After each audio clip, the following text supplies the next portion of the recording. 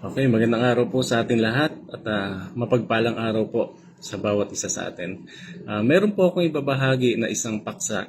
Ah, Ito po ay karaniwang okasyon na ginaganap po natin ng bawat Pilipino kasi po ay medyo marami na rin po sa aking mga kaibigan at ibang mga kamag-anak na nagtatanong ng aking opinion kung ano ba yung masasabi ko.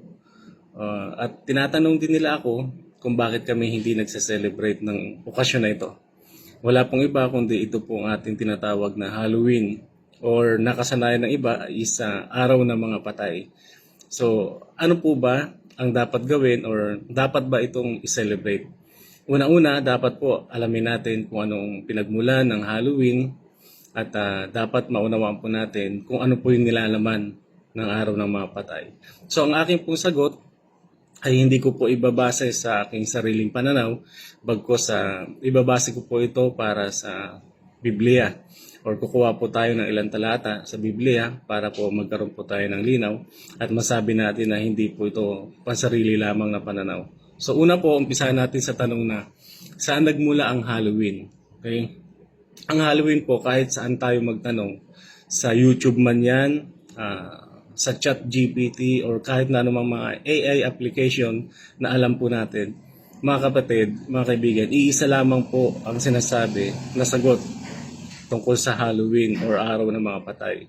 Okay, bahaginan ko po kayo, ang Halloween ay nagmula sa ancient Celtic festival na tinatawag na Samhain. Okay? Binibigkas na Samhain mga 2,000 years ago na ang nakalipas na sa bansang Ireland, Scotland at England. Okay? Ito po ay paganong ritual. Dito po ay nagmula. Pag sinabi po natin na paganong ritual, ito po ay tumutukoy sa mga Diyos-Diyosan. Okay, hindi po ito tumutukoy sa Diyos nating buhay o Diyos na tunay. Ito po ay pag sinabing pagano, ito po ay ritual at tumutukoy sa mga Diyos-Diyosan. Okay? Sa araw ng Samhain, October 31, pinapaniwalaan ng mga Celts na bumabalik ang mga kaluluwa ng mga patay dito po sa mundo natin, sa mga kaluluwa ng mga buhay or dito po sa atin. Upang nagsusuot po sila ng mga maskara, itong mga tao na to ay nagsusuot ng mga maskara, nagpipinta ng mga sa kanilang mga mukha, nagsusuot ng mga nakakatakot upang hindi sila makilala, upang hindi sila gambalain ng mga espiritu ng mga patay. So yun po ang yung naka-purpose po niyan. Nag-aalay din sila ng mga pagkain, hayop, nag-aalay po sila para sa mga espiritong ito. So katulad po yan ang ginagawa natin, wala po tayong pagkakaiba sa ngayon.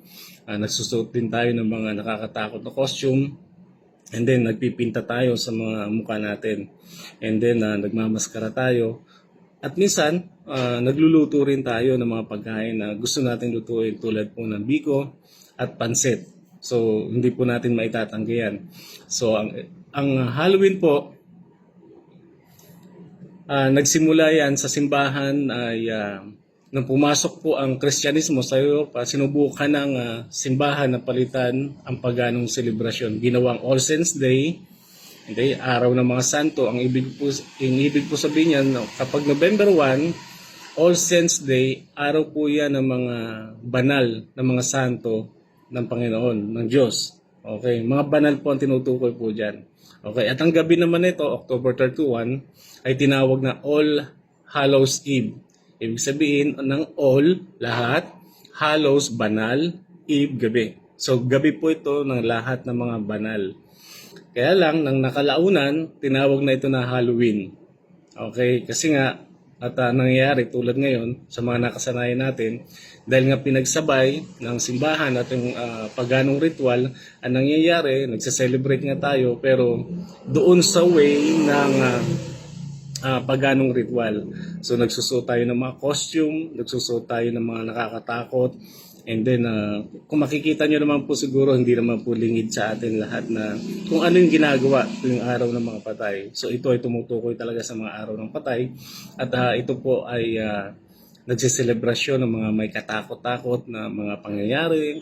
So, sino ba ang tinataas natin dito? Sino ba ang pinupurihan natin dito? Sino ba ang tinatawag natin dito sa mga ganitong pagkakataon? Siguro naman po makikita kagad natin sa Korea, kadiliman po talaga. Aminin man natin o hindi, yun po talaga nasa hindi man natin alam, hindi wala man tayong intensyon. Pero sa ginagawa natin ng mga paraan, yung kadiliman po ang tinatawag natin dito. Okay, balik po tayo sa tanong na kailangan ba natin i-celebrate ito? O tama ba na i-celebrate natin yung Halloween or araw ng mga patay? Okay? Sa akin pong sagot, hindi po tama. At hindi po kami magse-celebrate ng Halloween. Kung ang ise-celebrate namin at magko-costume kami ng mga nakakatakot at magpipinta kami ng kung ano-ano sa aming mga mukha, hindi po yan makalulugod sa ating Panginoon. Kasi po, sabi po dito sa Deuteronomy chapter 18 verse 9 to 12, ang sabi po dito, huwag kayong matututo ng mga kasuklam-suklam na gawain ng mga bansang iyon. Huwag kayong manghuhula, mangkukulam o tatawag sa mga espiritu ng mga patay. Okay, ganito rin po sinasabi dito sa New Testament sa Ephesians chapter 5 verse 11. Huwag kayong makikilahok sa mga gawa ng kadiliman. Okay? Sa halip ay ilantad ninyo ang mga ito. So malinaw po dito, huwag po tayong makikisalamuha, huwag tayong gagawa ng mga bagay o okasyon na para po sa tingin natin ay nasa kadiliman. Okay? Siguro naman po ito ay malinaw na yung ginagawa ng Halloween o araw ng mga patay ay para po talaga sa kadiliman. So ito pong paksa natin, wala po tayong ibang layon dito kundi magbahagi lamang ng kaalaman. Kung hindi po natin ito kayang tanggapin, wala naman pong problema. Pero kami po, sa part ko, bilang pagmamahal at konsiderasyon or respeto, ay kailangan ko rin po kasi magbahagi. So nasa sa atin na rin po yan kung kailangan nating tanggapin or sa inyong pananaw ay meron tayong natutunan. So yun lamang po, magandang araw po sa ating lahat.